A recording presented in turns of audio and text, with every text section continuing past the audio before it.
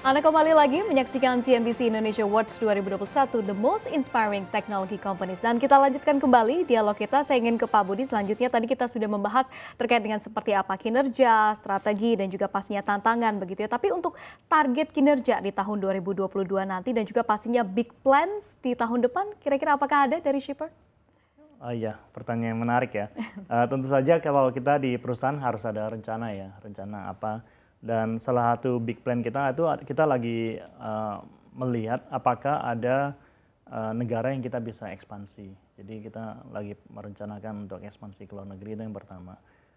Yang kedua tentu saja tadi kita sempat bahas bahwa kita akan meningkatkan produk-produk untuk ekosistem kita.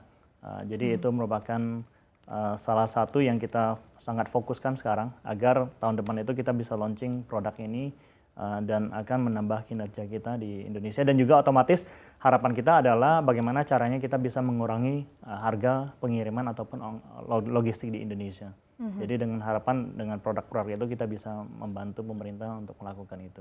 Oke, berarti planning ke depannya ini adalah untuk meningkatkan ekosistem dan juga pastinya mencari negara untuk bisa diekspansi begitu ya Pak Budi. Kalau terkait dengan hal ini Pak Leon dari Tokopedia seperti apa melihat terkait dengan target kinerja tahun 2022 dan juga apakah ada big plans di tahun 2022, kita juga pastinya masih menunggu begitu ya terkait dengan rencana besar dari IPO GoTo. Ya kalau kita sih sebenarnya target khusus sih kita nggak ada terlalu khusus ya spesifik ya. Tapi yang pasti begini, yang benar-benar kita lihat yang harus kita jadi PR kita besar itu adalah memang go local sih. Jadi ini kolaborasi mitra strategis ya dengan UKM yang harus benar-benar memperkuat experience untuk lokal ya, hyper local. Semua partner yang kita baik itu pemerintah, UMKM, partner logistik, partner pembayaran dan lainnya, kita lihat ini inisiatif hyperlocal ini harus akan sangat kita dorong sih. Ini benar-benar selama pandemi ini kelihatan gitu.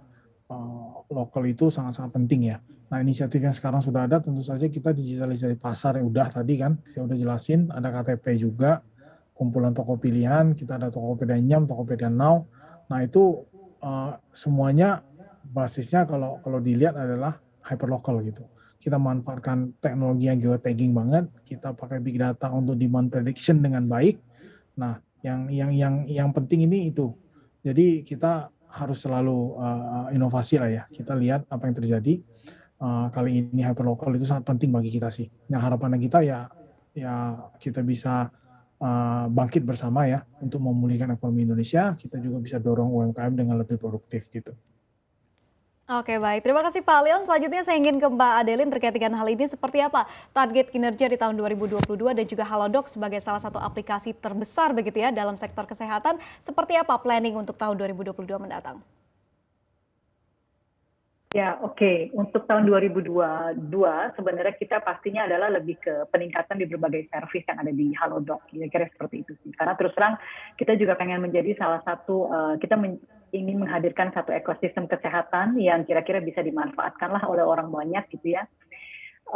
Jadi tentunya kita juga akan banyak berkolaborasi dengan pihak mitra apotik, kemudian untuk vaskes, kemudian juga untuk mitra dokter sendiri.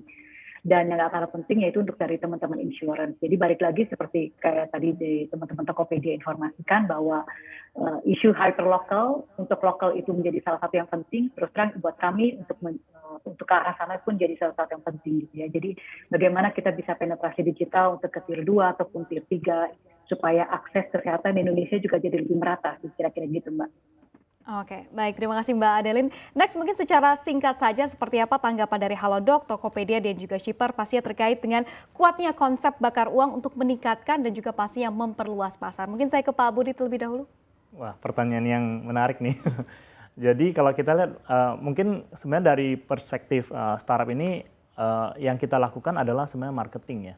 Jadi bukannya konsep bakar uang. Bahkan kalau kita melihat tradisional bisnis, kalau ada melakukan marketing, belum tentu marketing itu sukses, ya kan? Kadang bisa sukses, kadang tidak. Tapi dengan adanya kita melakukan investasi ini, kita sebenarnya mempercepat digitalisasi kita mempercepat perkembangan kita, agar begitu kita sudah mencapai satu tahap tertentu, kita bisa melakukan suatu profit atau return on investment untuk itu. Jadi kita sebenarnya membeli waktu dengan adanya investasi ini.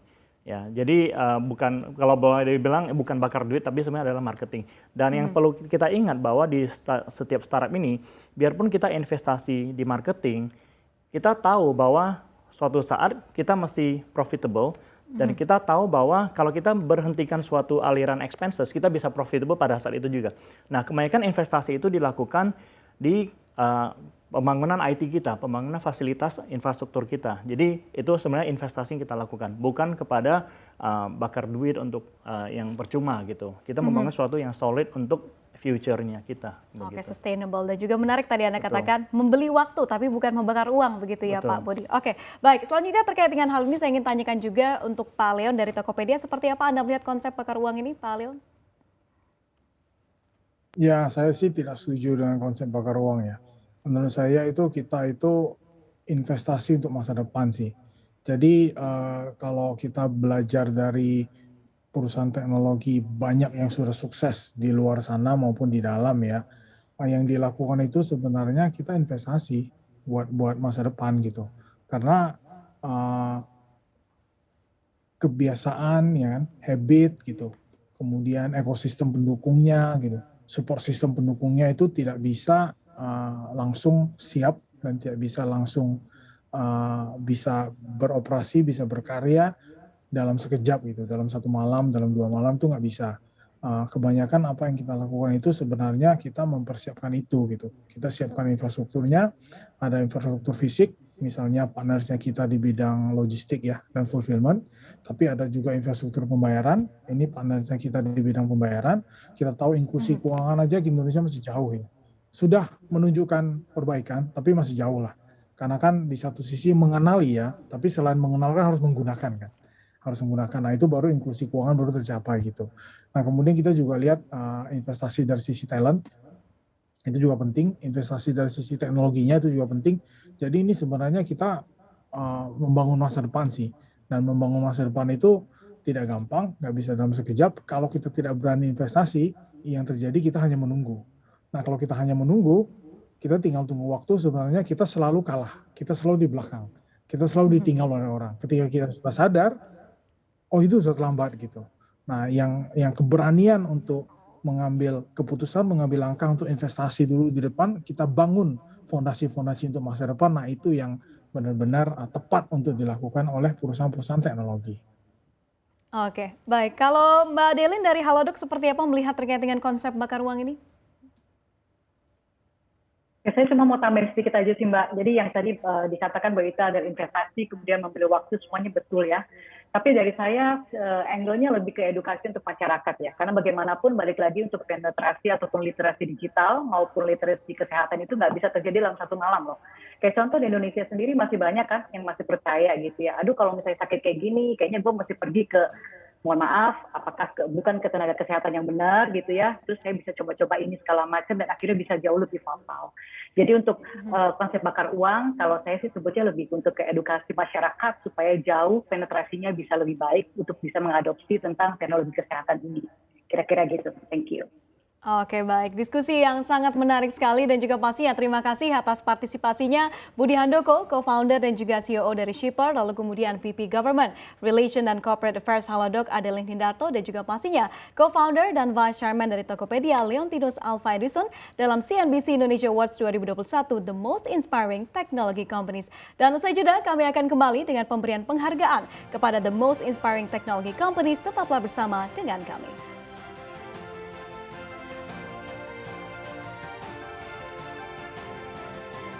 Okay.